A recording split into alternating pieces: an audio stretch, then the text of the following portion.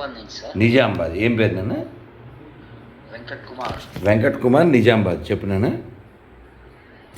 మీరే ఫోన్ చేయమన్నారు. నేను ఎందుకు చేయమంటాను నాన్న? మీరు ఎక్కడి నుంచి?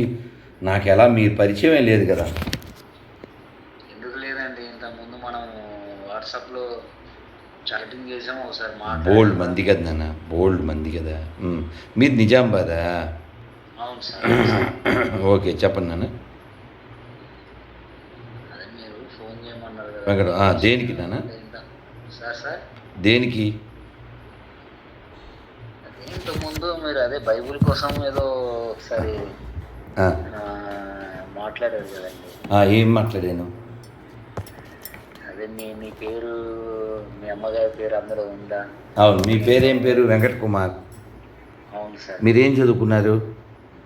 నేను చదువుకోలేదండి. ఏం చేస్తుంటారు? నేను మెకానిక్ చేస్తాను. పిల్లలు నాన్న? అవును సార్. అవును సార్. పిల్లలు ఎంతమంది? ఒక బాబుని. మీరు ఎప్పటి నుంచి చర్చికి వెళ్తున్నారు? నేను అంటే నాకు ఊహ తెలిసినప్పటి నుంచి వెళ్తున్నాను సార్. మీ వయసు ఎంత ఇప్పుడు? ఇప్పుడు నా వయసు 30 ఉంటాయి సార్. ఓకే. అంటే నేను ఏమంటా అంటే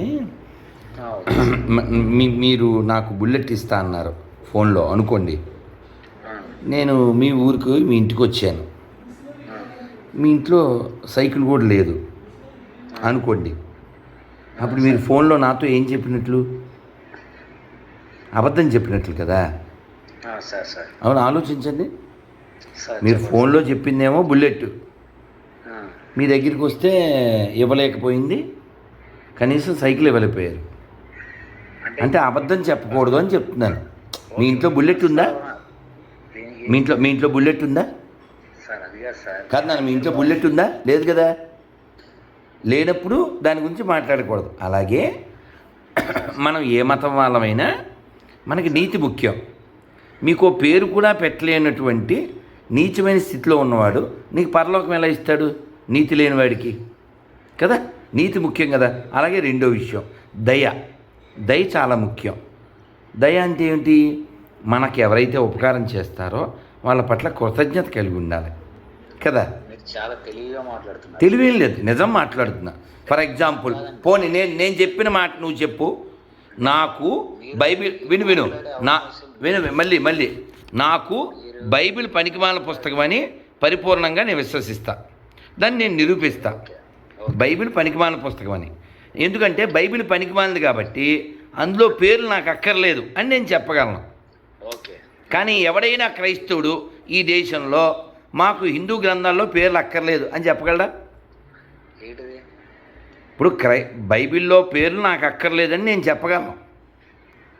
ఎవరైనా మాకు హిందూ గ్రంథాల్లో పేర్లు అక్కర్లేదు, మేము బతకగలం, యేసు మాకు పేరు పెట్టగలడో మేము బతకగలం అని ఎవరన్నా చెప్పగలరా? ఎందుకు చెప్పలేదు సార్? ఇప్పుడు నువ్వే ఉన్నావు, నీ పేరేం పేరు?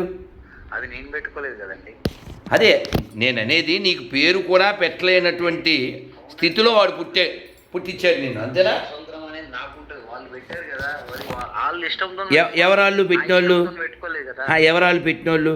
ఇప్పుడు మా అమ్మ నాన్నగారు వాళ్ళు పెట్టుకున్నారు. ఎందుకు పెట్టారు? లేకపోతే నాకు అదే పేరు పెట్టమని నేను చెప్పిన కాదు కదా. అదే ఎందుకు పెట్టారు? వాళ్ళు ఎందుకు పెట్టారు? వాళ్ళ ఇష్టంతో పెట్టుకున్నారు సార్. వాళ్ళ ఇష్టంతో ఎందుకు పెట్టారు? పెట్టుకున్నారు వాళ్ళు. దానికి నేనేం చేస్తాను కదా. వాళ్ళ ఇష్టంతో ఎందుకు పెట్టారు? వాళ్ళకి జ్ఞానం ఉంది కాబట్టి, వెంకటేశ్వర దైవం కాబట్టి. వెంకటేశ్వర దైవం నేను నిరూపిస్తా. యేసు పనికిమాలినోడు, అది నిరూపణ అయిపోయింది. దానికి రుజువు చెప్పనా? ఎందుకో చెప్పనా? సర్టిఫికెట్లో నేను హిందువుని, బయట కూడా నేను హిందువుని. నువ్వెవరు? నువ్వు సర్టిఫికెట్లో హిందువువి, పేరు హిందూ పేరు, నువ్వు క్రైస్తవుడు ఎలా అవుతావు? నువ్వు మోసగాడివి. కాబట్టి నా మాట విని బైబిల్ చెత్తకుప్పలో పాడాయి, ఆ తర్వాత నాకు ఫోన్ చేయి.